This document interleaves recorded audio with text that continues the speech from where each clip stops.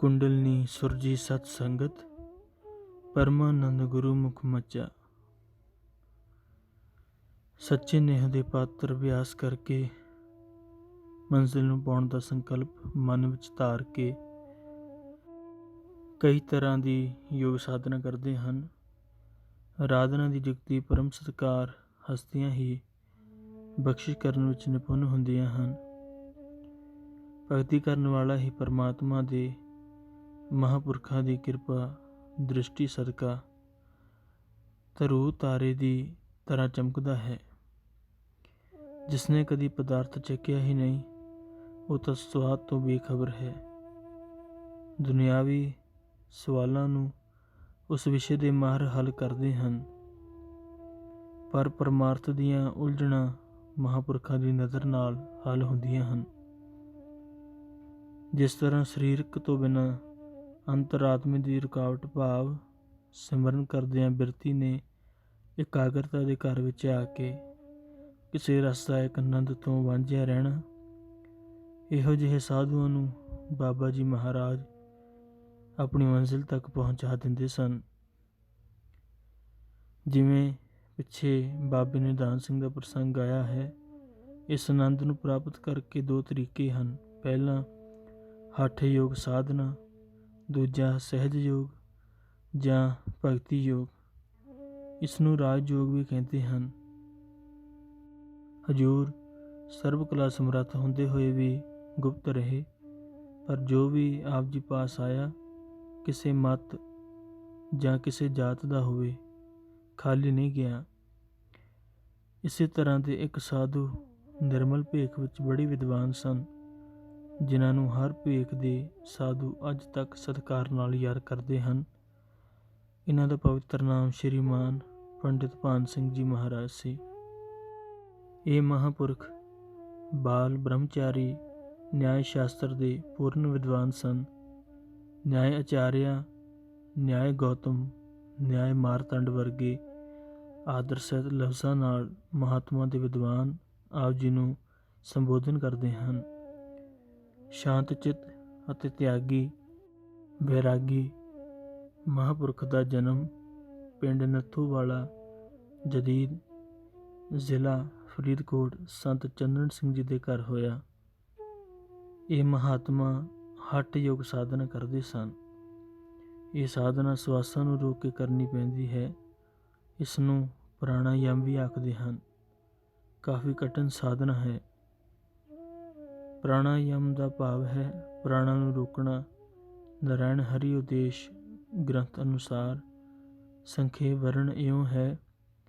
ਵੇਦਾਂ ਮੁਤਾਬਕ ਕਿ ਸਰੀਰ ਵਿੱਚ 72 10 201 ਨਾੜੀਆਂ ਹਨ, ਜਿਨ੍ਹਾਂ ਵਿੱਚ 10 ਨਾੜੀਆਂ ਦੀ ਪ੍ਰਾਣਾਯਾਮ ਕਰਨ ਵੇਲੇ ਮਦਦ ਮਿਲਦੀ ਹੈ। ਨੱਕ ਦੇ ਖੱਬੇ ਪਾਸੇ ਦੀ ਨਾੜੀ ਨੂੰ ਈੜਾ ਆਖਦੇ ਹਨ, ਸੱਜੇ ਪਾਸੇ ਨੂੰ ਪਿੰਗਲਾ। ਦੋਨਾਂ ਦੇ ਵਿਚਕਾਰਲੀ ਨਾੜੀ ਨੂੰ ਸੁਖਮਨਾ ਆਖਦੇ ਹਨ। ਜਿਵੇਂ ਬਾਣੀ ਦਾ ਫਰਮਾਨ ਹੈ, ਈੜਾ ਪਿੰਗਲਾ ਔਰ ਸੁਖਮਨਾ ਤਿੰਨ ਬਸ ਹੈ ਇੱਕ ਠਾਈ।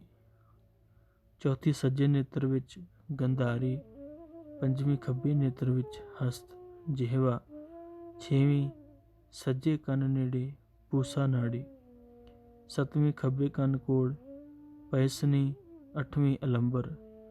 ਸੰਸਾਰ ਵੱਲ ਜਾਂਦੇ ਹੋਏ ਸਵਾਸਾਂ ਨੂੰ ਰੋਕ ਕੇ ਪਰਮੇਸ਼ਰ ਵੱਲ ਮੋੜ ਕੇ ਕਾਮ, ਕ੍ਰੋਧ, ਲੋਭ, ਮੋਹ, ਹੰਕਾਰ ਅਤੇ ਮਨ ਨੂੰ ਵਸ ਕਰਕੇ ਵਾਹਿਗੁਰੂ ਦੇ ਨਾਲ ਪ੍ਰੇਮ ਪਾਉਂਦਾ ਹੈ। ਨੌਵੇਂ ਸਰੀਰ ਦੇ ਹੇਠਲੇ ਪਾਸੇ ਲਕਵਾ ਨਾੜੀ ਅਤੇ 10ਵੀਂ ਨਾਭੀ ਧੁਨੀ ਕੋਲ ਸੰਖਨੀ ਨਾੜੀ ਹੈ। ਇਸ ਤੋਂ ਬਿਨਾਂ 6 ਚੱਕਰ ਹਨ। ਕਬੀਰ ਜੀ ਫਰਮਾਉਂਦੇ ਹਨ, ਉਲਟਤ ਪਵਨ ਚੱਕਰ ਖਟ ਭੇਦੇ, ਸੁਰਤ ਸੁਨ ਅਨੁਰਾਗੀ। ਮੂਲਾਧਾਰ ਚੱਕਰ ਗੁਦਾ ਵਿੱਚ ਹੈ। ਸੈਦਿਸ਼ਟਾਨ ਚੱਕਰ ਹਿਰਦੇ ਵਿੱਚ, ਵਿਸ਼ਵੀ ਚੱਕਰ ਗਲ ਵਿੱਚ, ਤਿਆਗਿਆ ਚੱਕਰ ਪ੍ਰਵਟਿਆਂ ਵਿੱਚ ਹੈ। ਹਠ ਯੋਗ ਵਿੱਚ ਸਵਾਸਾਂ ਨੂੰ ਰੋਕ ਕੇ ਸਾਰੀ ਕਿਰਿਆ ਹੁੰਦੀ ਹੈ। ਗੁਰਮਤ ਵਿੱਚ ਸਿਮਰਨ ਦੁਆਰਾ ਮਨ ਨੂੰ ਰੋਕਣਾ। ਜਿੱਥੇ ਮਨ ਇਕਾਗਰ ਹੋਇਆ, ਉੱਥੇ ਸਵਾਸ ਆਪਣੇ ਆਪ ਰੁਕ ਜਾਂਦੇ ਹਨ। ਮੂਲਾਧਾਰ ਚੱਕਰ ਤੋਂ ਲੈ ਕੇ ਬ੍ਰਹਮਰੰਧਰ ਭਾਵ ਤਾਲੂ ਤੋਂ ਉੱਪਰ ਇੱਕ ਸੁਖਮਨਾ ਨਾੜੀ ਹੈ। ਇਸ ਦਾ ਸੂਰਜ ਵਾਂਗ ਪ੍ਰਕਾਸ਼ ਹੈ। ਸੁਖਮਨਾ ਨਾੜੀ ਵਿੱਚ ਇੱਕ ਕੁੰਡਲਨੀ ਨਾੜੀ ਹੈ। ਇਸ ਨੂੰ ਸ਼ਕਤੀ ਵੀ ਕਹਿੰਦੇ ਹਨ। ਹਠ ਯੋਗ ਵਾਲੇ ਆਖਦੇ ਹਨ, ਇਸ ਦਾ ਦਰਸ਼ਨ ਕਰਕੇ ਪਾਪ ਅਤੇ ਅਗਿਆਨ ਦੂਰ ਹੋ ਜਾਂਦਾ ਹੈ। ਕੁੰਡਲਨੀ ਨਾੜੀ ਨੂੰ ਭੁਜੰਗਮਾ ਵੀ ਆਖਦੇ ਹਨ। ਬਹੁਤ ਪਤਲੀ ਅਤੇ ਸੱਪ ਵਾਂਗ ਕੁੰਡਲੀ ਮਾਰ ਹੋਣ ਕਰਕੇ ਭੁਜੰਗਮਾ ਨਾੜੀ ਕਹਿੰਦੇ ਹਨ।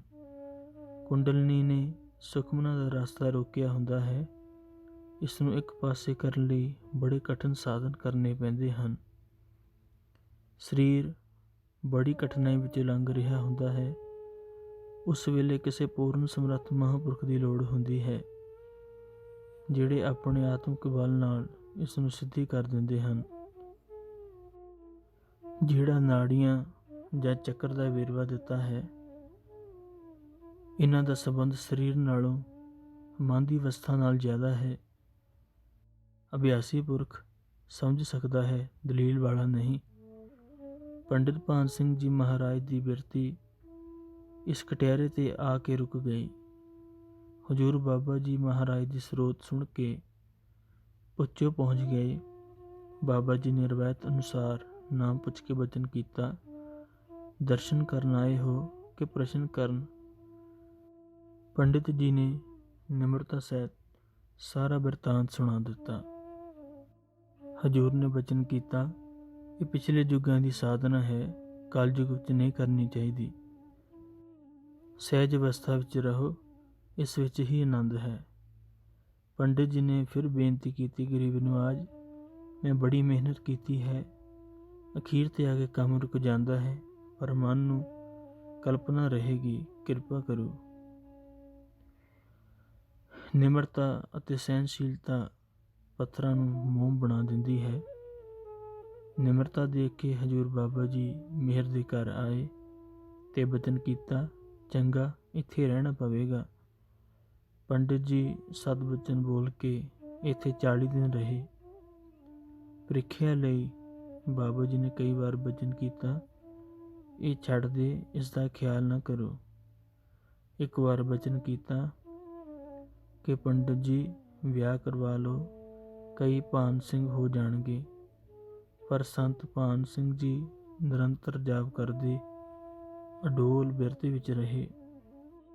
ਇੱਕ ਦਿਨ ਆਪ ਜੀ ਨੂੰ ਬਾਬਾ ਜੀ ਮਹਾਰਾਜ ਨੇ ਬੁਲਾ ਕੇ ਸਾਰੇ ਅਭਿਆਸ ਬਾਰੇ ਪੁੱਛਿਆ। ਪੰਡਿਤ ਜੀ ਨੇ ਵਿਸਤਾਰ ਨਾਲ ਸਾਰੀ ਵਿਥਿਆ ਸੁਣਾ ਦਿੱਤੀ।